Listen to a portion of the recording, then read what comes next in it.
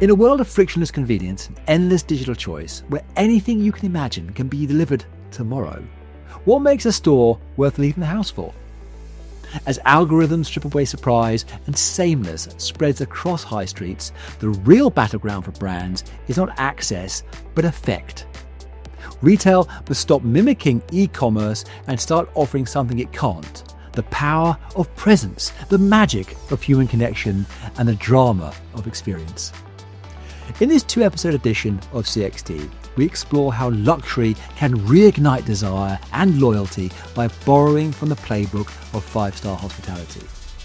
From the art of the welcome to the choreography of space and service, we look at how stagecraft and service can transform physical retail into a high-emotion, high-performance environment. We'll rethink the purpose of the in-store experience, examine the struggle for omnichannel harmony, and surface the leadership mindsets needed to elevate stores into destinations worth the journey.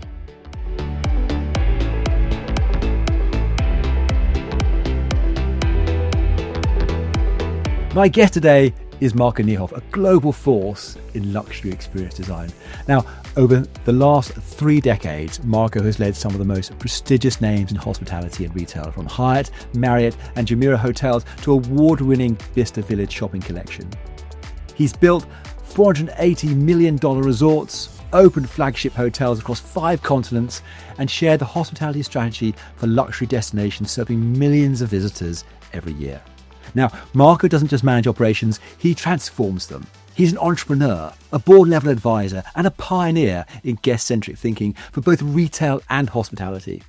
And today, he holds non-exec positions in London, advises international developers, and continues to influence how global brands think about welcome, wonder, and what it means to serve with elegance. So, if you want to understand how space, service, and story all come together to create magic, Marco's the person to learn from. And today, he helps global brands rethink their guest experience from the lobby to the storefront. Marco, I'm exceptionally delighted to welcome you onto the show. How are you, sir? Good to see you. Very happy to be here. So if I can share a bit of my knowledge, great. So much the better. That is fantastic. So I guess jumping straight into it, once upon a time, it felt like perhaps, walking into a store could feel like you're entering another world, right? A space that was charged with atmosphere, ritual, possibility. But somewhere along the line, and perhaps this is more in Main Street than luxury retail, that magic perhaps has faded. It's like in the race for efficiency, we've traded experience for expedience. Marco, do you think we've lost the magic in physical retail? Absolutely. And that's why we, as a company, the Business Collection, say we celebrate physical retail, because the retail transaction has been won by Amazon. That's it. Right. They are if you want to transact, you want to buy something, you know what, go to Amazon. You do like my daughters do. You buy 5 dresses, you return 4 and you keep 1.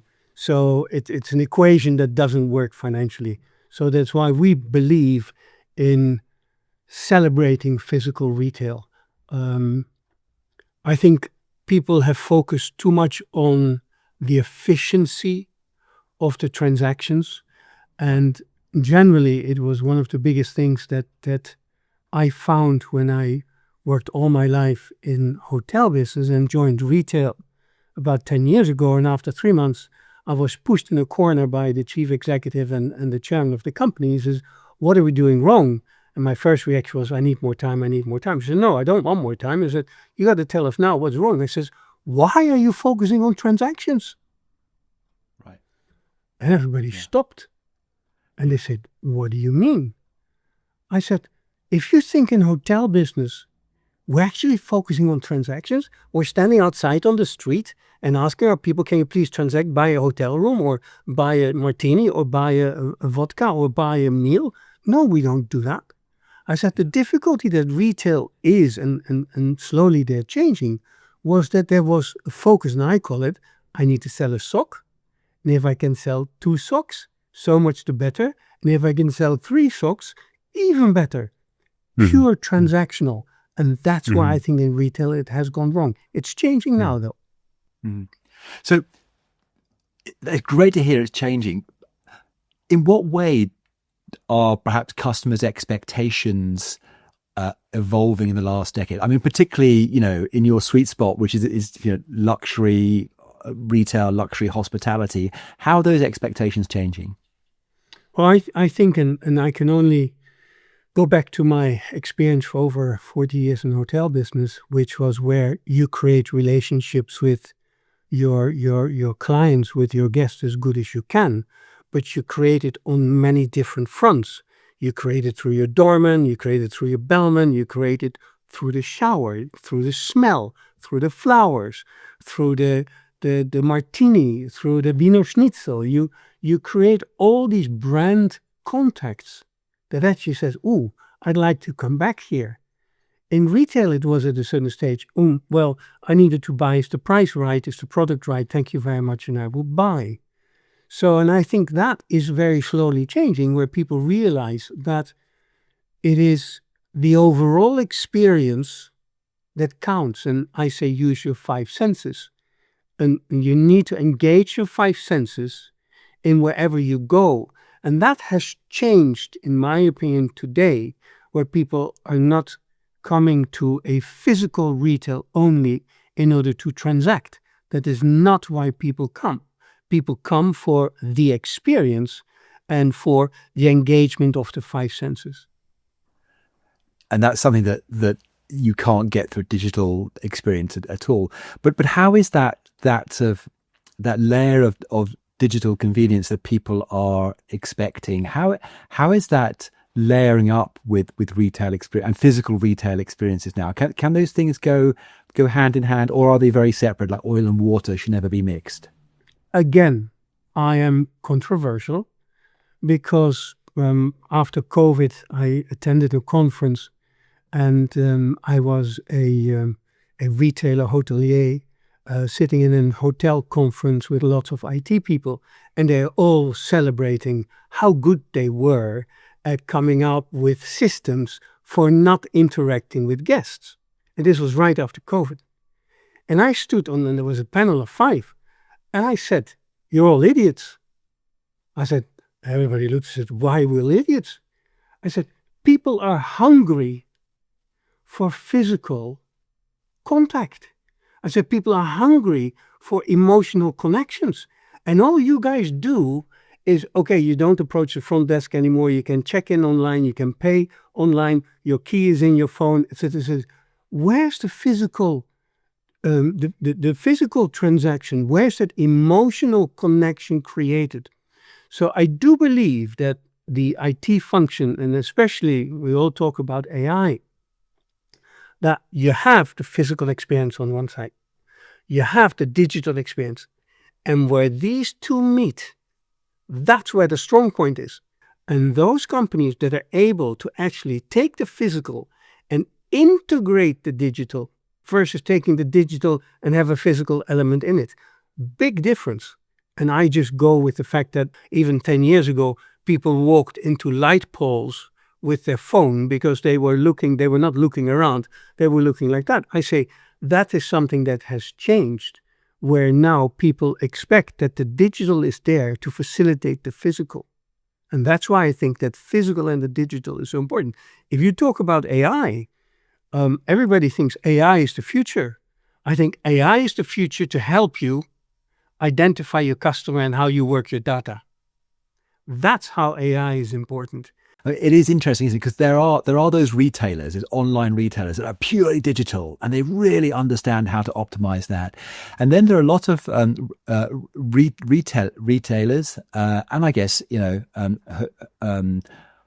hotel brands as well, that have come from a purely physical world. So they both have a very strong sense of operating in a different way. So it must be very hard for those businesses to bring those two things together in a really intelligent way, almost that their entire businesses, I mean, the change, the transformation that they need to be able to bring that together requires a very different skill set amongst the leadership, doesn't it?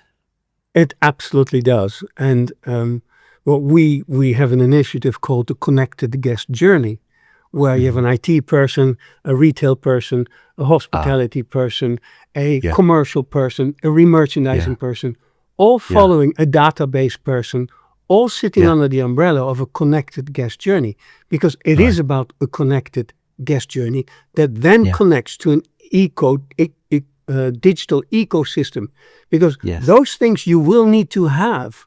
But it's that attitude from the company, and which we started with hospitality and the guest experience 10 years ago. So we have a great experience on putting the guest at the center of all we do. It's the same with IT. You put the guest as the center with all we do. That means IT needs to have that guest at the center at all we do, versus the IT process. And actually we do it for a guest. No. It's the opposite way around. We start as well with identifying guest journeys. So here are all our guest journeys. Now, how will you fit your IT into that?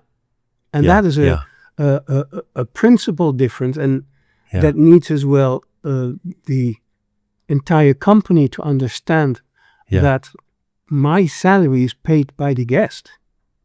Absolutely. The IT guy's salary is paid by the guest. So at the end of the day, that focus of the guest being central is such elementary to our business, and that drives the physical retail. And in the past, you've heard some businesses describe themselves as a digital first business or a physical first business. But it seems like what you're saying is that actually to succeed, you need to be a guest first business or a customer first business. And when you have that at the very center of what you're doing, then it becomes clear how you bring these things together. You just made a big mistake. You said customer. You said customer. You see, for us, it's guest. Because think about the principle.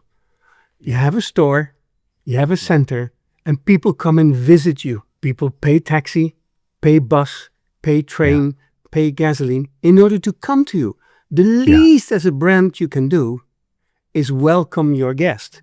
It's almost like I simplify it. If I have a guest coming to my house, I make sure I look good, there's good linen, it looks good, it smells good, all the 5 senses are done. And if you take that basic principle of saying, my customer, my client is actually my guest, your attitude changes, your heart opens up, and you want to connect with these people emotionally. You're so right. That is a fundamental shift. And it's a very simple example you gave, but exactly, someone coming into your house, they're your guest, and automatically, as you say, you do things differently. Could we drill down a little bit and think about this, some real detail that we can learn from like, the 5-star lobby, and that kind of that emotion and that welcome that can be brought out. What can retailers learn about the sort of the art of doing that, of creating that emotional welcome of the guest, coming into their premises? I'm going to say a strange thing. In our company, we've tried hospitality many times. And it was run by a retailer, it was by a merchant, it was run by a remerchandising person, etc. It was all run by different people. Until they brought in a hotelier that actually understood, because my first job was a bellboy. And I knew who paid my salary. My salary was paid by the guest. All right? And that stayed, this tip, correct? That's how you make your money. But through my career, until CEO of a hotel company, my single focus was the guest. So take a hotel lobby, and I give the example of one of my first weeks working for the Bistro Collection. When I walked through the village in my first week, and I walked with a retailer, and I greeted everybody. I said, "Good morning, madam. Good morning, sir. Looking good. Can I help you? Where are you looking at?" The retailer went like this. He says, "What the hell are you doing?" I did not understand the question. I didn't understand the question. I said, "What do you mean? What am I doing?" He says, "Well, you're greeting everybody." Yeah, don't you do that? He says, "No, in retail, we don't do that." I said, "Why don't you do it?" "Well, many people don't react." I said, "Okay, let's give it a shot." And actually, we did. And 50% of the people greeted back, and 50% didn't. And he said, "You see, 50% doesn't." I said, but 50% does. 50% do. And you know what? Of course. Yeah. They will go back home and say, you know what? I walked into Bicester Village or La Vallée Village and I got greeted. People said hello. Yeah. People said the word. Go to any department store. Go to any big department store. You think you're greeted? Who's the first person you meet in a luxury brand today? It's a security man in a black suit with 2 arms in front of him and a headset. Yeah. And that's your first interaction with a luxury brand. You got to be kidding me. It's such a simple truth, isn't it? And it's so, and we all know from our own experience how you just light up when somebody smiles at you or asks you how you are. And I guess, you know, some cultures that's more prevalent than others, but it's bizarre that, you know, we haven't realized that, and we don't, you know, deliberately employ that more in the experiences we're creating. I find it sad. I actually find it sad that, and even if you walk on Bond Street and on New Bond Street, excuse me, and if you walk around and you look left and right, black suit, black suit, door closed, door locked, actually ring a bell. Yeah. No, and what's the message that's sending out? That we don't kind of trust you. We're giving the once over. You know, should you come in here? Shouldn't you come in here? Are you the right sort of person? We've got our eye on you. That's not the way to set up that experience. I do not believe it is. And no matter how luxury of a brand you are, it doesn't matter. You can have different mechanisms. They can different people. Yeah. If you are a luxury brand and you're in the fashion business as a luxury brand, you have your fashion in order to make your first impression. Do that. Yeah. So we talked, I mean, the security guard is like, oh my gosh. Yeah, I'll never look at them the same way now. So there was a time, wasn't there, when, you know, great retail had always been about theatre, you know, the entrances, the lighting, you know, back in the day, before the security guards, when, you know, the salesperson appeared at just that right moment. You've always felt there's like, you know, wonderful kind of choreography around how that takes place, but that's lacking today, and lots of those experiences are sort of, well, I say off script. It doesn't seem to be a script at all, like, you know, in terms of the choreography and what's playing out here. But Marco, I wonder if, you know, if the store is a stage, you know, what role are different people playing? What role should that security guard really be playing now? What role should the salespeople in that store be playing that they're not playing today? I go back to when I was number 2 in Jumeirah Hotels, and we hired Disney. And we hired Disney to come over and gave to the full executive team of all the hotels a Disney experience. And the initial reaction of my boss was, Disney, luxury brand, what are you doing? And at the end of the day, how it worked, Disney was all about stage setting. How you set the stage. How we are actors in that stage.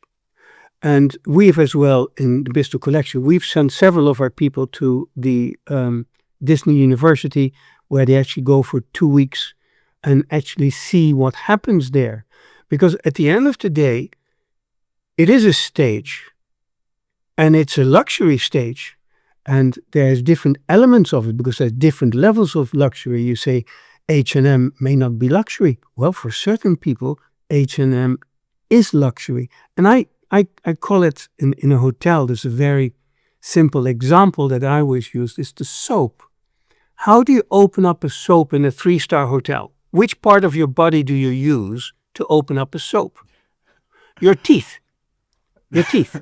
Because it's in a stupid plastic thing in order to open it up, correct? Yeah. But the simple luxury, that thing costs 20 cents. If you do it slightly bigger and it has it open, you actually wash your hand and it works. That's luxury. If you come in a 5-star hotel, you expect 100-gram bar soap. I understand. But that's the different levels of luxury that you can. And that's where I think where a lot of brands forget that luxury is not only here. Luxury can be here as well, interpreted in a different way. And that doesn't happen. And that's where that That's where that geography needs to start happening on different brands. And I translate it in a different way. It's something that I haven't succeeded yet. Every brand should have a welcome ceremony. I got to that idea when I was in La Vallée, and there was a pop-up, and it was a tiny little pop-up, and there was a perfume inside that pop-up. And the fact was that in that pop-up was a lady who said, "Welcome to the house of perfume of X, Y, and Z." And I said, "What did you just say?" She said, "Welcome to the house of perfume." I said, "Why do you say that?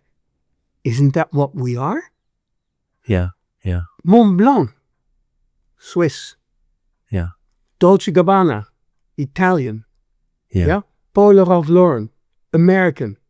Yeah. Everybody can create its real welcome ceremony that is true to its brand.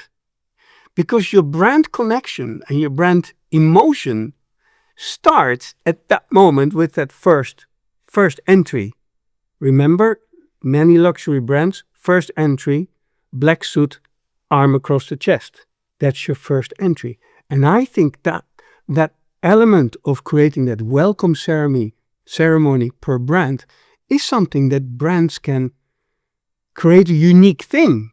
And that is that simplest of things where it starts with your first impression that you have. Where you start, like you say, choreographing, you're starting to design that entire experience.